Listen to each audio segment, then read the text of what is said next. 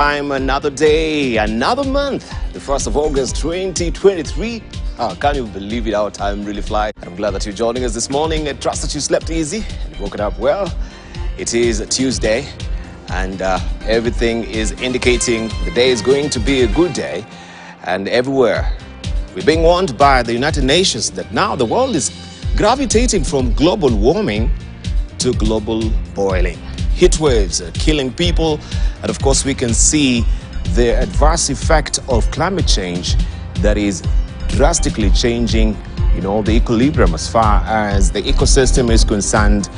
And now we have devastations, floods everywhere, where the world is calling upon every individual to make sure that you play your part as far as climate action is concerned. That 1.5 degrees Celsius of the sea level, above sea level, that is going to rise is going to affect everyone. And we can see already we are reaping the effect of man's negligence of taking care of the environment. Even as we usher ourselves into a new month, let's drop off some paradigms and hard stance. Even on the political scenario that we are in as a country, everyone has been lauding the effort that has been proffered from both sides of the divide, Azimio and also Kenya Kwanza, regarding the dialogue. But now the only tripping wire is the formation of a team where we can see Azimio is putting its duck in a row. Their ducks, they are already in a row, but Kenya Kwanza still, they're grappling to have that particular formation of the team as far as the dialogue is concerned. We shall be looking at this and a raft of other issues as well. And there's a shocker as well for varsity students. As far as fees is concerned, you might want to dig deeper for more cash to make sure that at least you get a higher education in this country. But is that the only option as well? We shall be putting this on the table with our panelist. Also, the Speaker of the National Assembly is seeking for more time because there are a raft of issues that they have not really dealt with and they are really strapped for time. So they want to put a lot of effort as far as business in the house or house business is concerned, and we shall be looking at that as well. This is what you're waking up to on the front page of the Standard today. How Ruto-Raila dialogue deal was brokered. You want to know what really happened behind the scenes? You need to grab the bold paper this morning to give you all the gritty details of this. It's all about politics. And it says here that from international calls to request for live streaming of the talks, politicians burnt midnight oil to ensure President and Azimio leader enter truce and are kept in the know. The story is on page 6 of the Standard this morning. Some of the faces here that you'll be seeing more frequently as far as the dialogue is concerned. We have Opiyo Wandayi, Eugene Wamalwa, Kalonzo Musyoka, Kimani Ichung'wah, and also we have Aaron Cheruiyot and other shadowy figures that are yet to be filled as well, according to the paper that is. And then we have Okongo Omogeni as well and Amina Mnyazi. And this is all about talks, dialogue. And a happy medium is here finally. Now there is a special report here. As I mentioned earlier, there is a shock of new 6,000 KCSE learners out of education radar. Government yesterday placed learners to higher learning institutions with more than a 2/3 unaccounted for. This story continues on page 5. 624 slots for students' placements in 69 universities, 210 TVET institutions, and 3 secondary teacher training colleges. We have 285,698 students submitted applications for placement to universities and colleges. Also 870,561 candidates were eligible for placements or placement to universities and colleges. 144,500 applicants have been placed in TVET institutions. 560 applicants have been placed to secondary teacher training colleges. 9,673 applicants who qualified for degree courses chose to be placed in TVET institutions. All that inside the Standard as well on page 5 of the publication today. The Shaka Hall of victims are identified. It continues, of course, with the forensic evidence and investigations being done. That is the DNA. We have this stuck to on page 10 of the Standard this morning. Up on the teaser here, we have retired Air Force boasts on Kenya's darkest night. That is on page 8. And women tell of rep horrors in Sudan conflict. Women tell of rep horror in Sudan conflict. That story continues on page 29. And Nigeria's Super Falcon not about to patch. You can read all about it on page 40 of the Standard. And every Tuesday, we have Financial Standard. As always, we say get all the wise as far as financial literacy is concerned. All rich seam of information is tucked away inside the Financial Standard today. How governors plan to spend your money. Some cash have been disbursed so far. Just find out how they will be spending that money. Fees shock for varsity students. That is a splash on the front page of the Daily Nation this morning. Westage, 584,863 eligible students did not express interest in universities and colleges. That is what the flagger is reading here. And there is a new funding model where new students seeking state funding for the university education have 3 weeks to apply. As a funding model that scraps automatic equal subsidy in favor of a system that targets to cushion the poor in light of higher costs, specific fees comes into force. This as 23,000 eligible students snapped university application, which means institutions are below declared capacity. And we have vulnerable there. Scholarship 82%, loan 18%, households 0%, that is 100%. Extremely needy, scholarship is at 70%, loan 30%, household is 0%. Also, that stands at 100%. 93%, that is universities to offer 15% discount on actual program cost. This is what we're looking at. We have scholarship 53%, loan 40%, household 7%, less needy 93%. Scholarship stands at 38%, loan 55%, household at 7%. So get all the wiser as far as the matters academia is concerned. All this, you have information tucked away on page 7 of the Daily Nation. And we can see also on top here, negotiators named as Ruto-Raila teams deep in feud. Who's fooling whom? That is the abiding question. Azimio has named Wiper boss Kalonzo Musyoka leader of the opposition's 5-member delegation to the talks with the ruling coalition, even as the government side rejects inclusion of runaway cost of living and audit of last year's presidential elections as part of the agenda. You have this story on page 4 and 5 of the Daily Nation this morning. And Kenyatta National Hospital's historic unborn baby blood transfusion for doctors has successfully performed clinical procedure to help save the life of the baby while still in her mother's womb. The woman has lost 2 babies and death. The story is tucked on page 10 of the Daily Nation. Congratulations to the doctors there. Tower of Babel, rogue or ignorant? Ministers red-carded. Cabinet secretaries are increasingly being caught out making sweeping roadside declarations that reek of executive overreach and at times contradicting one another over key policy statements. This story continues on page 8 of the Daily Nation this morning. And also you have the Healthy Nation coming your way every Tuesday. Doctors from Hell, find out who they are inside the Daily Nation. Young champion girl shortlisted for 14 million shillings global prize. This is Marietta Kazungu, a student at St. Thomas Girls Secondary School in Kilifi. And she's among 50 candidates vying for the $1,000 award for her innovations to boost access to healthcare in remote areas. This story continues on page 3 of the Daily Nation this morning. This is how it looks. We can go for the Star right now. Reaching for the Star there, we have Raila unveiling team as Ruto's side talks tough as the Splash this morning. Small step, Azimio says it's keen that talks should take a month starting today. Kenya Kwanza yet to name its team, fires at Azimio for the second day in a row, I should say, and the story continues on page 4 and 5 of the Star. Maybe they're waiting to see the formation from the other side so that now they can line up also the Kenya Kwanza team. It's all about strategy.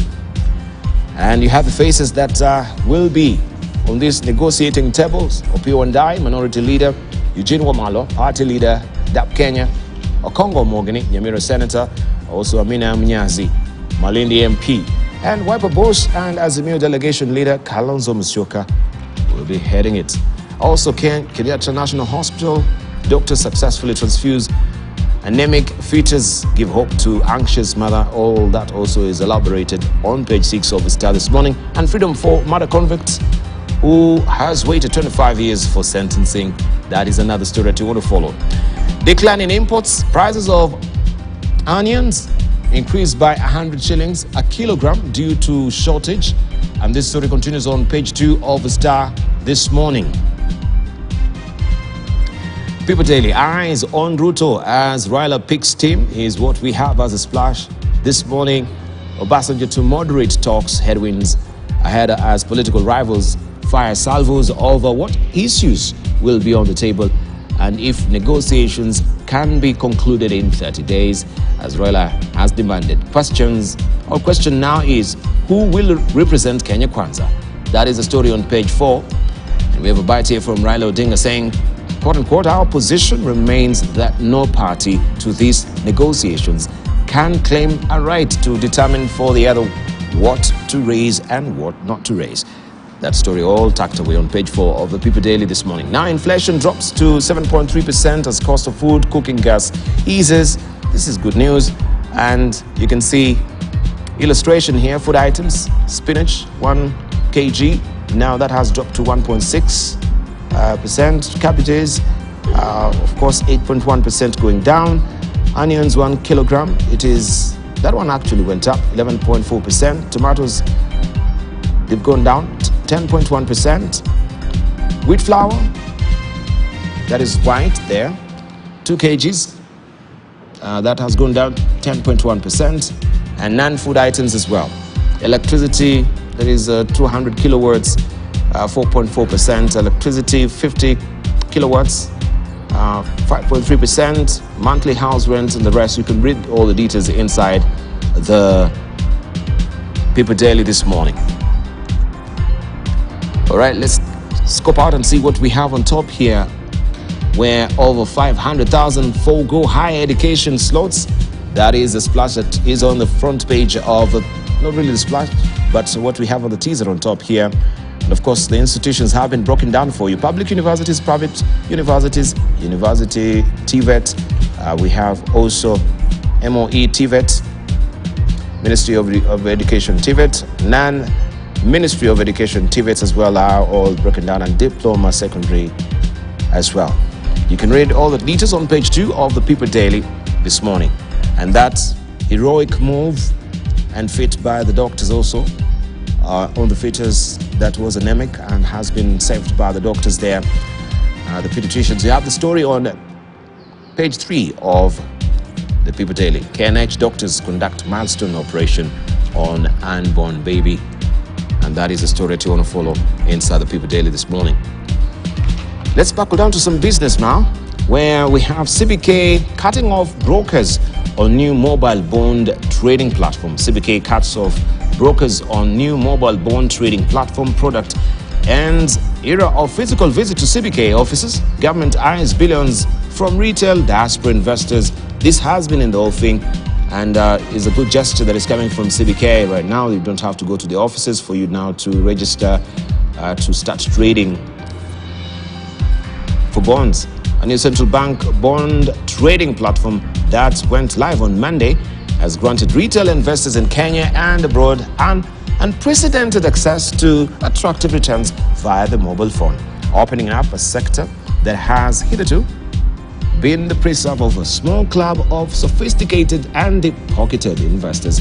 The Central Bank of Kenya's Central Securities Depository, known as CBK CSD, started onboarding new investors yesterday. And you can follow the story on page 2 of the Business Daily this morning. Deloitte in vicious fight with partner over expulsion bid. An attempt by the local arm of British audit firm Deloitte & Touche LLP to part ways with one of its 8 partners, Amasha Bekele Adamasi, has triggered a vicious court battle in which the two warring sides have threaded multiple allegations against each other. And you can read the rest of the details inside the Business Daily this morning. You can see an insert here of Amaha Bekele Adamasie, who is one of the partners. One of the partners there. And on the ticker, why Kenya is among painful nations for suppliers in Africa. Kenya is one of the most painful countries for suppliers on the continent, given the time it takes to get money paid for goods delivered. A new report shows that over 80% of Kenyan firms are taking more than a day to process invoices, and the waiting can take nearly a year. And that is not a good report as far as even the pending bills are concerned with the suppliers. There's such a glacial slowness and the dead hand of bureaucracy in payments of the pending bills. Bank drops plan to auction billionaire Langat tea estate. A planned auction of a tea estate in Nandi and an office block in Mombasa linked to billionaire businessman David Langat has been cancelled. And also Imperial Bank depositors pay blocked. Depositors of collapsed Imperial Bank Limited will have to wait longer for their payment after a Mombasa tycoon obtained orders blocking any payments pending determination of his petition. We have a story on page 7 of the Business Daily this morning. And the market data as well are given for you since the closing of the trading yesterday. They're all tabulated here, but this is actually looking across the African continent. That is inside the Business Daily. More details. Now, have you seen also a copy of East African this week? Putin, Africa ties, who is fooling whom? That is the abiding question. Hunger in Africa has offered Russia a chance to fight Western isolation by acquiring new needy friends, as African leaders use this to drive a bargain with the global powers. And this is in light of the Africa-Russia summit that was in Moscow. You can read the rest of the details inside the East African on page 4 and 6. And Kenya-Uganda revive SGR. The two partners have launched a bid to find financiers and extend the line to Uganda border. This story continues on page 3 of the East African this morning.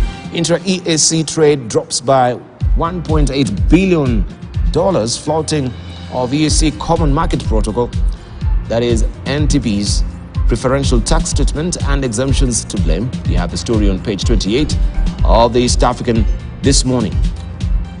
All right, have you seen what we have also in the editorial pages, the editorial cartoon? This is what Gado has drawn today. Back to where we started. Back to where we started. Raising accusatory fingers. You can see the pose of goons. The pose of goons is raising fingers towards the judiciary.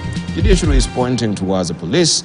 Police is pointing towards Wanjiku. Wanjiku is pointing towards, is pointing towards the police. The extrajudicial killings. We have Azimio, we have Kenya Kwanza, we have Unga. It's just a hodgepodge of everything, a melange of all chaos that you can see. And this is where we are as a country. And we hope that this can be sorted out by a dialogue. And this is where we are going to put down our discussions and discuss this with our panelists this morning. Back to where we started. Morning Court this morning with Aidan Canaan, Member of Parliament, Eldas. Also, we'll be joined by Dan Marzo, who's the Senator of Makueni, and Owen Baya, who is the Deputy Leader in the National Assembly. Also be joined by Farah Malim, who is Member of Parliament, Dadaab. A lot of issues that we have to put on the road. You get to drive a show with me. You know what to do. Head over to a Twitter handle, which is at KTN News. At Dibalanea is my Twitter handle, and all our socials as well, where we get to converse. All right, let me just hear from Eldas, Member of Parliament. Eden Kena, good to see you. I haven't seen you on this other side of a truck for a long while. But good to see you this morning. Yes. All right, good morning. Thank you for joining us. Farah Malim, good to see you. Good to see you. And where's your mic? Has it dropped somewhere? Okay. We shall be, just hold on, I'll sort it out. But I just wanted to hear from Eden Kenan just to tell us where he has been, what has been happening so far. Well, I've been around. Been around. When you're on TV, you say, I've been around, this is what I've been doing. Of course, you know these things.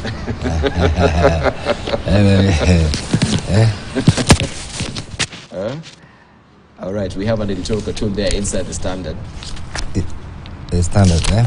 Yeah, and of course, we can see it's all about what has been happening currently, especially with the dialogue, with where Kenya Kwanza is at right now. We have not seen the team. We have seen a team from Azimio. So is it a sort of matter of strategy? And it's just the beginning. Yes. I'm sure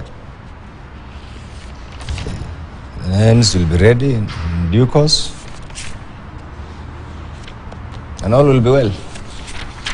Hoping that the usual difficult group will be ready right now to reason. Right. Reason must apply. Reason must prevail. And that is what we expect for the sake of the country. Because we look very bad. Look at this. Everything is politics. Look at the media. Politics, politics, politics. Nothing on the economy, nothing on investment, nothing on... That is what we need to end if really we want to prosper. So we need to talk about economic transformation, social transformation, infrastructure. But economy is largely pegged also on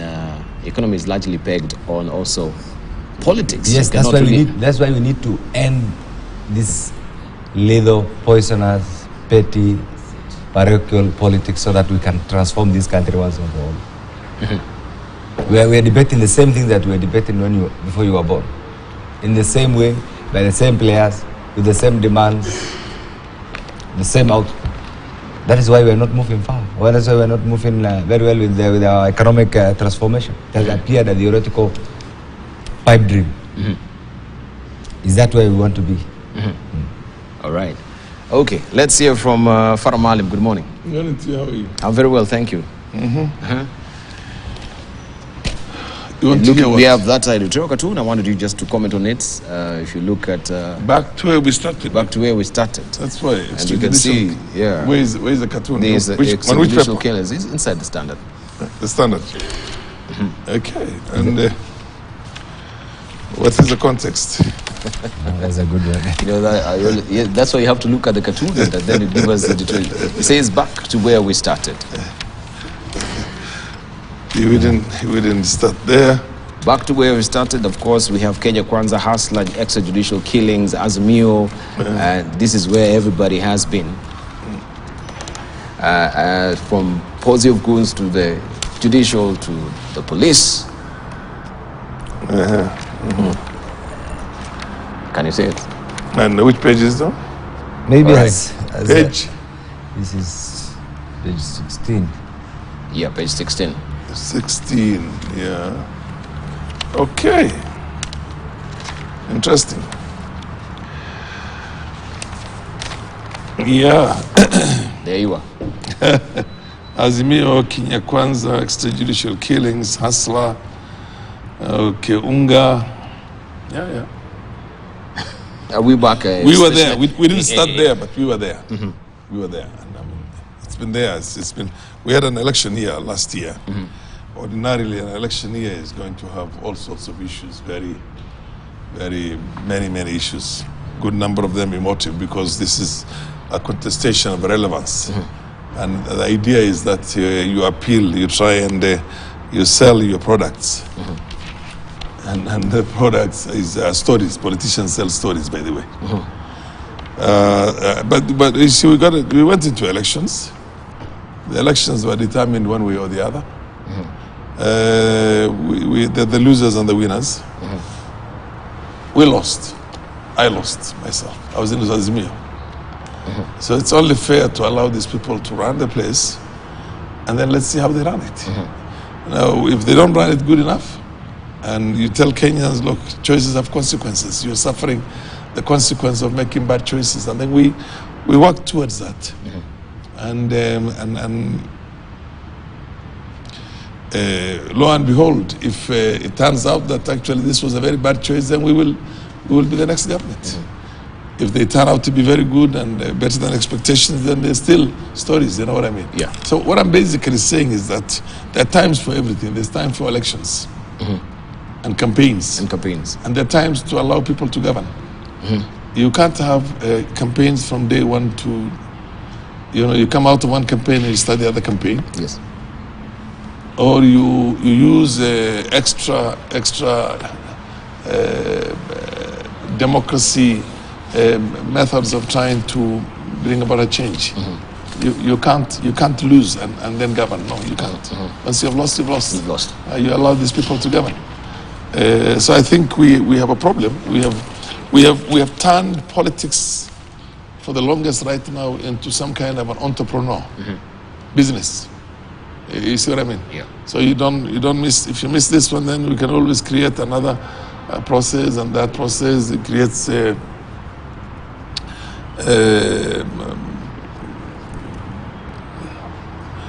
other what do you call activities, demonstrations, picketing, everything else, and then bring something to a standstill, and then there's negotiations and a bit of a settlement for the leadership, political leadership.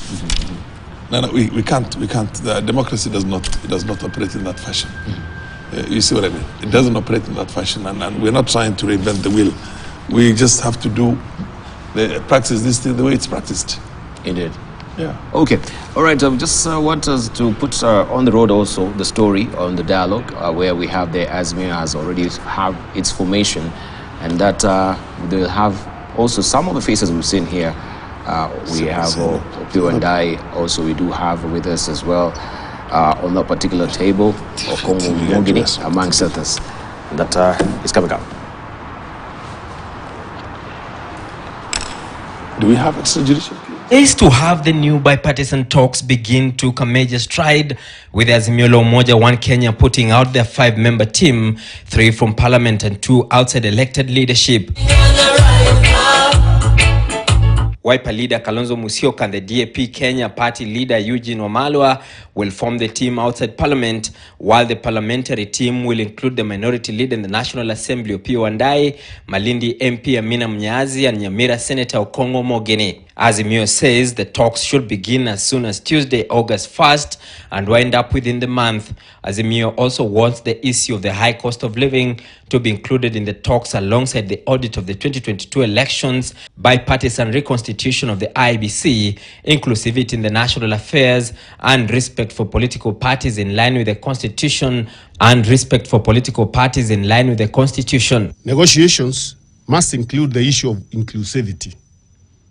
Kenya Kwanza must be made to disown and disavow the illegal, unconstitutional, and divisive efforts to turn Kenya into a private company. You will hear what they call broadly inclusivity. Inclusivity is nusu mkate. That is why they want us to give them a blank check. Lakini there will be no blank check. The issues that were agreed on are 5 issues. If you don't want to take that, I told them yesterday, please go back to the streets. The opposition now wants Kenya Kwanza to respect the 5 issues they have brought to the table, promising to return the favor in efforts to unlock the deadlock on the specific issues of discussion. However, the majority leader in the National Assembly, Kimani Ichung'wah, maintains the issue of the high cost of living was and is off the table, as was the agreement between President William Ruto, Azimio Chief Raila Odinga, and the former Nigerian President Olusegun Obasanjo. Let them get President Olusegun Obasanjo to confirm whether what is in my statement and not facts, it's not a factual representation of the meeting they had. I would dare Raila Odinga to look at Kenyans straight in the eye like I'm looking at that camera and tell Kenyans those issues are not factual. Sources indicate the Kenya Kwanza team will be led by the Prime Cabinet Secretary Musalia Mudavadi, Majority Leader in the National Assembly Kimani Ichung'wah, and his Senate counterpart Aaron Cheruiyot. I would presume the leader of majority, most likely in the Senate, just taking a wild guess, would be there. However, the impasse on the specific issues of discussion is set to derail the talks as the two sides are yet to agree on the inclusion of the high cost of living to the list. This comes as the co-chairperson in the now moribund 14-member bipartisan talks team, George Murugara, maintains they are still on duty until directed otherwise by their coalition. To me, I would not say it has died a natural death.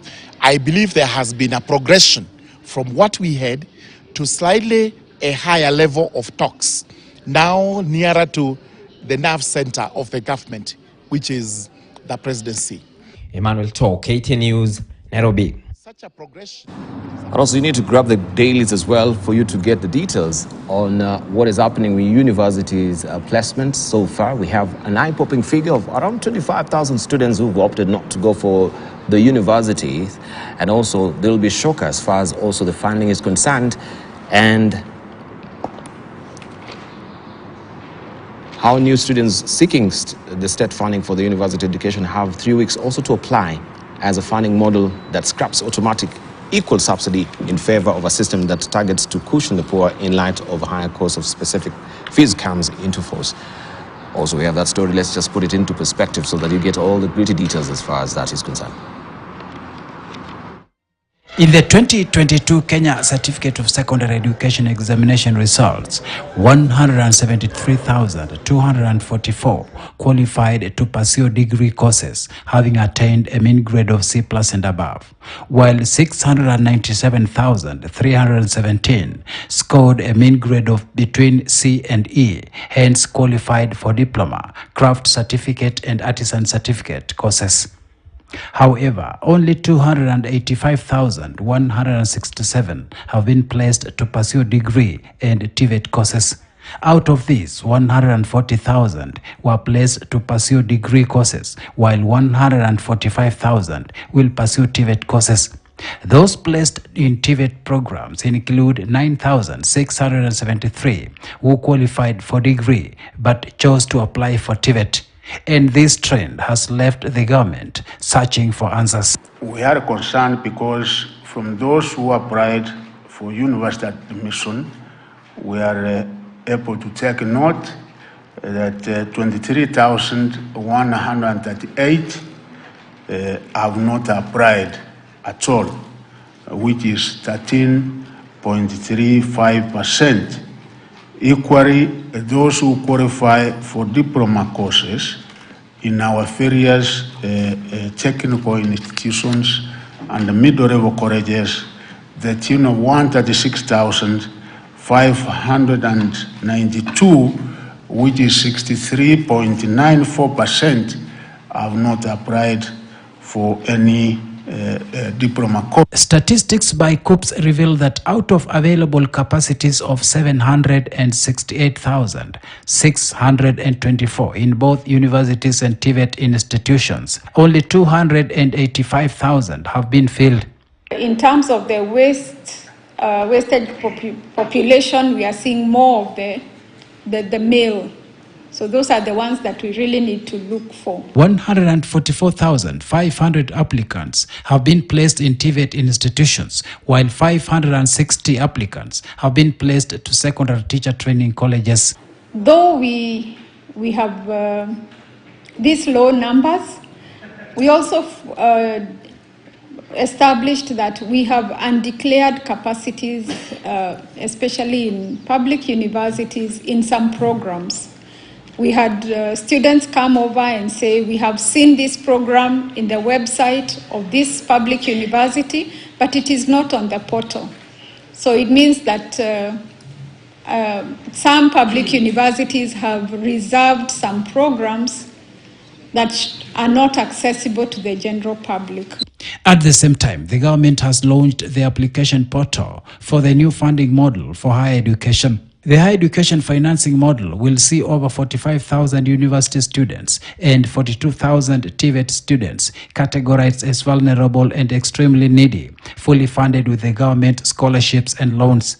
Accordingly, the students have until 27th August to apply for their scholarships and loans. I had the students to ensure they stick to the set timelines to ensure speedy processing of scholarships and bursaries since most universities are preparing to admit first-year students in September. Shadrach Miti, KTN News. And just to remind you, there's a special report inside the Standard today. The stroke of near 600,000 KCSE learners out of education radar. That story tucked away on page 4 and 5, as I mentioned earlier. And this has been broken down for you very well, given the figures there that some are going to TVET. We have also diploma secondary schools. We have the teachers training colleges as well. Applicants who qualified for degree courses chose to be placed in TVET institutions. 500 applicants have been placed to secondary teacher training colleges, and also applicants have been placed in TVET institutions, amongst others as well.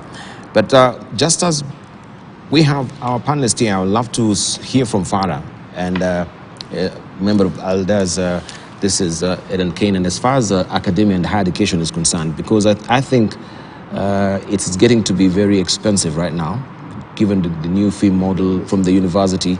I know you're a parent who's opted also to cross over to Uganda to take your son there. Many children, not just my son.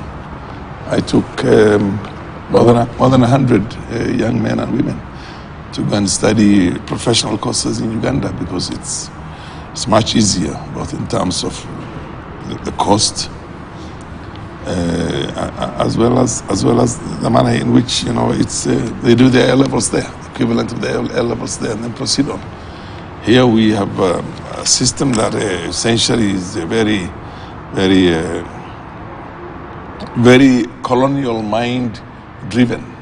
You see what I mean? Mm-hmm. Where there's a protection by every industry to try and eliminate as many people to get into the industry as possible. I remember way back in the 70s and the 80s, it used to be almost impossible for children to pass CPA, certified public accountants, because the body itself, they wanted to eliminate the possibility of very many of them getting into that profession. So they protected their business interest in there by getting inordinately very punitive and making sure that there's just a small number that qualify every year. Now we have a similar situation here. You have a student who has A's in everything, but fails to get anything better than a B- in the languages, Swahili and English language. And the student wants to do medicine. What do we do in this country? You say, no, you don't qualify for medicine. It's nonsense, absolute nonsense. And then, of course, you're forced to take them to some kind of an A-level somewhere else to make a difference. There's no remedial systems to bring up that. So the dreams of children, the serious dreams of children, are destroyed by the medical fraternity in there, because there's a board that insists, he must have this. The same thing also when you're studying law. I mean, there are two ways. We're going to change that very soon ourselves. They say it doesn't matter even if you have a straight A, but if you have to have a B in English language, a minimum of a B. You could find a student who is able to get even better than a B. They don't give them an opportunity to do the exam one more time to make it to that B or even get an A. They tell them, no, you cannot train as a lawyer because you have that. There is also another what they call requirement, that anybody who has a first degree can proceed on and do law. And that is now also, there's an issue there. I think we're going to look at that in Parliament. So education in every sense of the word in this country is a nightmare. Is a nightmare. And the things that if you're told, and some of them you'll even experience it, are very bad. Mm-hmm. Grades for sex, for example, in some of the things, you get my point. Where girls have to literally sleep with their lecturers before they can be allowed to get their fair grade, or given an unfair grade because of that, the datings and the rest of it. And the students ask for a remarking. You can take a whole 4 years without getting that opportunity for the remarking. So people are there at the whims. You go to the medical school, for example, at the highest level, where students are being trained as consultants, registrars, and see the relationship between the registrars and the lecturers out there.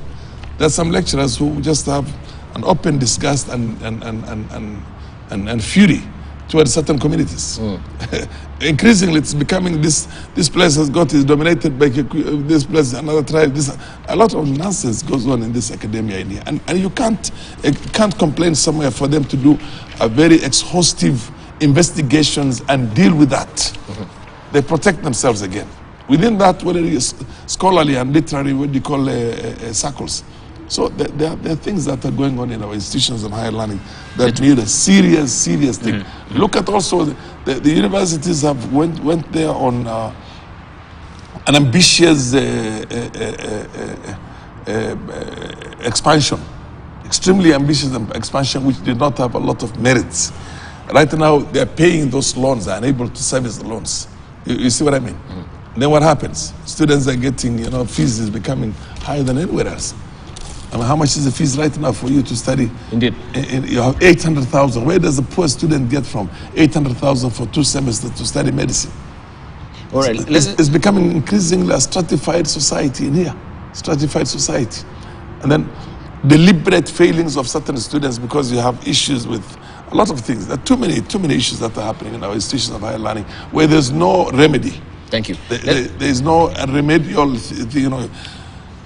anywhere else in the world. If you have issues with your lecturer, and a lecturer is not giving you your right grades, you appeal against it, and within a week you get somebody else independent doing that. And if the lecturer was seen to have been doing a witch hunt, he loses his job, or she loses her job. We don't have that now. I know of serious outcry with registrars in the universities here, where a lecturer will come, a professor will come and say, "You're not going to qualify this year because I don't like you."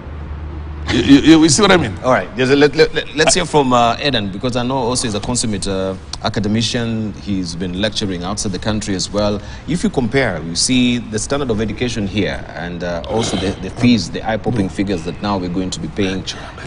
Will you say it is a bit discriminatory? Will it be affordable? Or what is your assessment? I think it's good to understand the history of our education system first. Our education sector actually is one of the most treasured facilities that we have inherited from the British. And that's why this country over the years has consistently been voted as the best in human resource capital. So education is one sector that we should all jealously actually protect, because ultimately it's going to be our number one foreign exchange earner, just like Israel, just like Egypt and many other countries. And this is one thing that actually Kenya has succeeded over the years.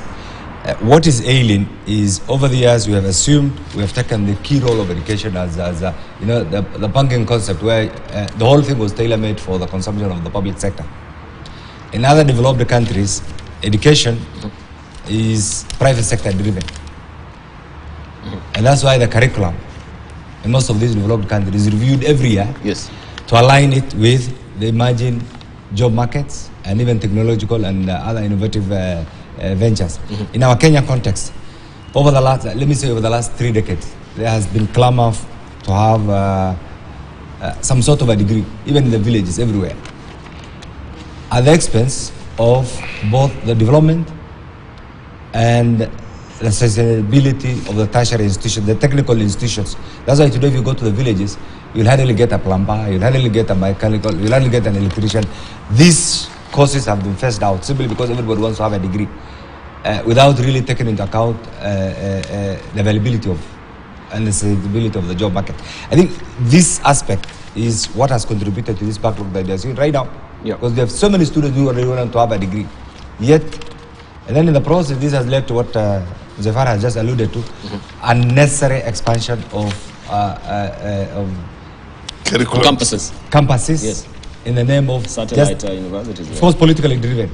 And regionally, there's a bit of a bias, regional, but if you look at even the way they have... Each county has this, each community has this, just in the name of having a university.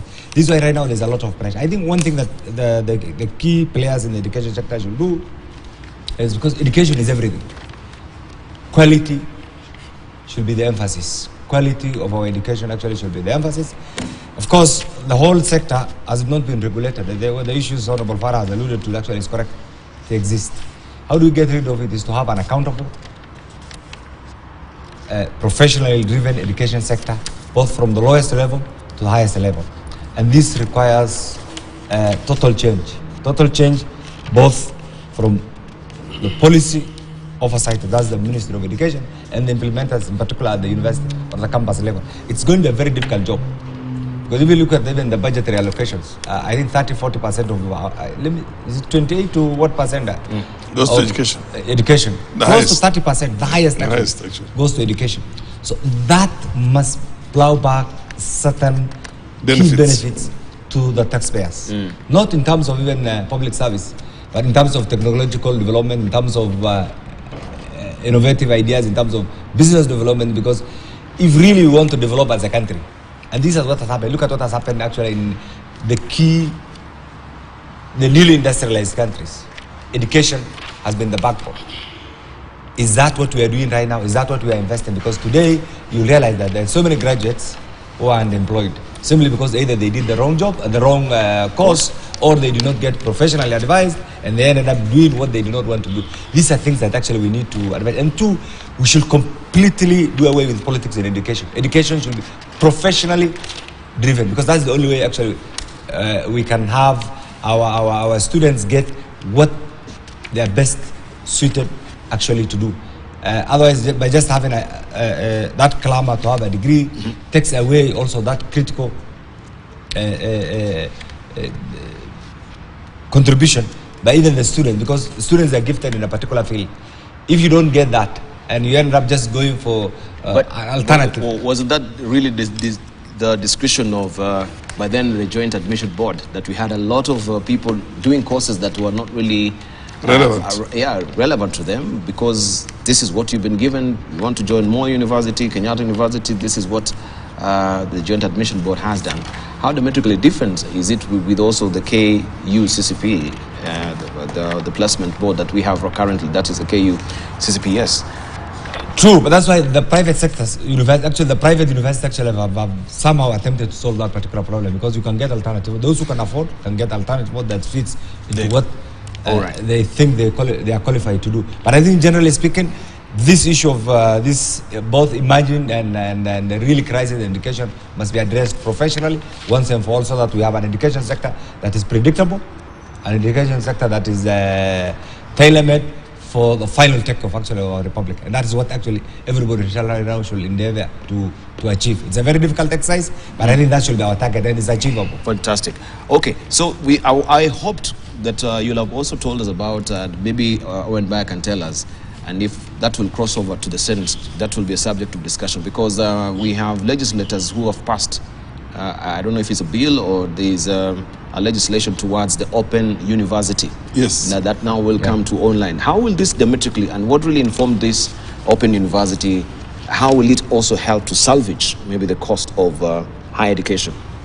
Thank you very much, Debal. And I want to start from where my brother left and come to the Open University. Yes. Well, the problem that faces Kenyan education today is funding, education financing. Education financing is actually is a big topic. It's actually a subject of its own, a discipline of its own, studying education funding models. And this is one of the problems that ails this country, higher education funding. And that is why we have the shift from what used to be automatically. I went to university when I was admitted by the Joint Admission Board. The Joint Admission Board. Job, yeah. Yes, I found myself with a letter that said pay 8,000. And is the course what you had applied for? No, I not applied. You had not applied. It was an automatic system. It was an automatic system. So I got a letter and told me this is the amount of money that I need to pay. What is this? The education funding body. Help will give me 43,000, I think, that time, and part of that money would go to the university, and that was it. You know, without considering... You had your pocket money in the name of boom. Yes, I have my pocket money in the name of boom. Without considering where I came from, what my status was, what my family was, whether it had resources or not. But then there was another student who had been left out of the system, who was going to pay over 100,000 shillings, regardless of whether he comes from a good family or a bad family, a well-off family or a poor family, without a background check. Now, this system was discriminatory in such a way that students who are actually needy didn't get funding. But the students who are actually not needy got money. I remember during the university time, we had people who were called us guys. I don't know whether you know, ozone, high level. The us guys were from the city. Or, yeah. People who had money. The Bushiers. Here, you come to university, you have 43,000 as your boom in your pocket.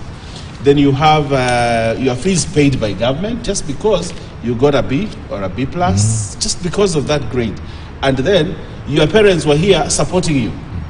You had guys who would come into the university halls, you know, carrying huge music system, carrying huge TVs.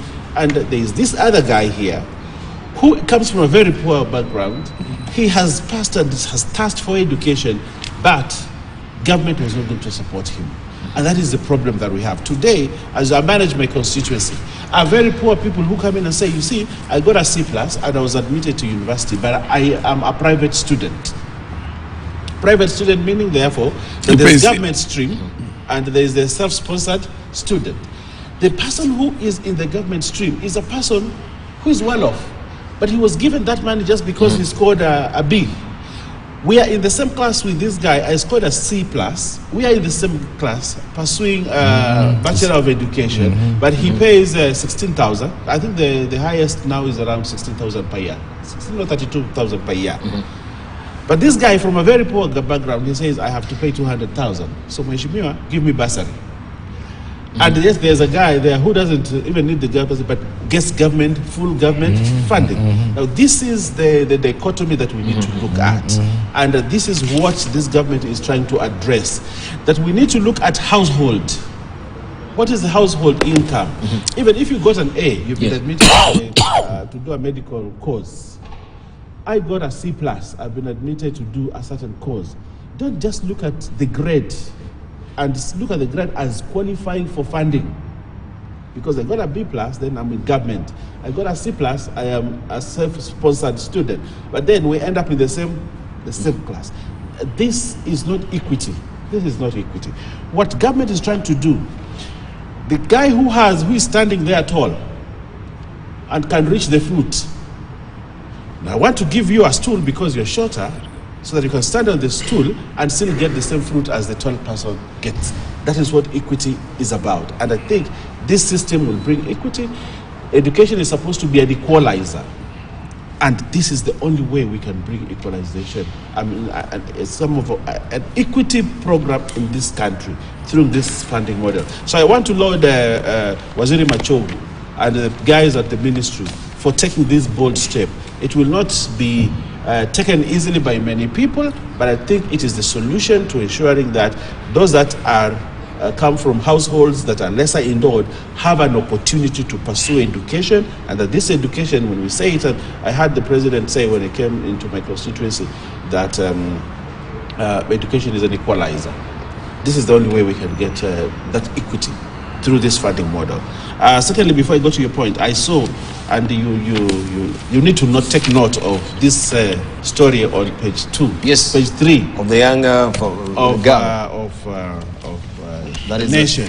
The Kilifi teenager who has been shortlisted for 14 million Global Student Prize. Yes. And I want to say this is the school.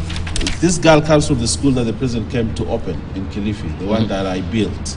I have built this school from nowhere until now. It's a school that is producing great minds. An investment in education will never give you a bad balance sheet. You know? Good investment in education will never give you a bad balance sheet, and I think it is paying off. I want to come to the issue of Open University. Right. Can I just hear from Dan Mazo before we come to the issue of Open University? Dan Mazo, missed you last week, and I know why you never. You are. He has taken an off from the Mandamanda, so he is energized. You told us he's going to present himself in court, so that he does not get arrested for destroying property.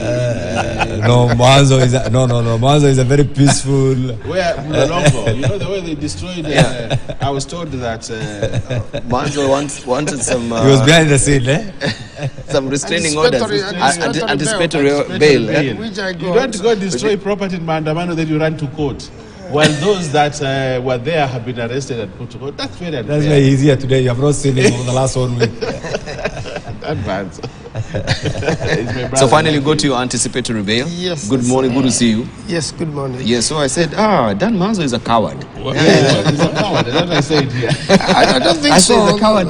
Is he a coward or is a strategist? Why do you plead guilty even before you're charged? No, Because that's- when you go for anticipatory bail, is that you're sure You're people are coming anticipating. for you. No. You're It depends. anticipating to be arrested. No, it depends on the way your motion has been presented Okay. to court and the reasons you have advanced. Each anticipatory bail application is different from the other. It depends on the reasons and who has threatened you. You know, there has been a lot of fitina from some of the Kenya Kwanza political opponents. And you know the way the police has handled some of these matters. Even in a situation where we have no DPP. You know, it has been very unique in these circumstances. But I am happy that there are possible talks and that normalcy will go back. We are beginning to lose our country, but now we are going to gain it back. Yes, and of course now from the Azimio side, you've put your ducks in a row as it is. As far as the formation is concerned, we're still waiting for Kenya Kwanza now to show up and we see the faces. Oh, that is a strategy as well. They're waiting to see. Have they put Cristiano Ronaldo there? Have they put Messi? So whom do we also pick up on? No, Kenya Kwanza, It's still a bit of formation that is coming up. We want to take a short break right now at 7 o'clock on the nose. When we circle back, of course, we delve deeper on the intrigues of politics and how that is moving forward. Of course, also tying the loose ends on the matter we just discussed as far as the Open University is concerned and how that is going to affect also the fees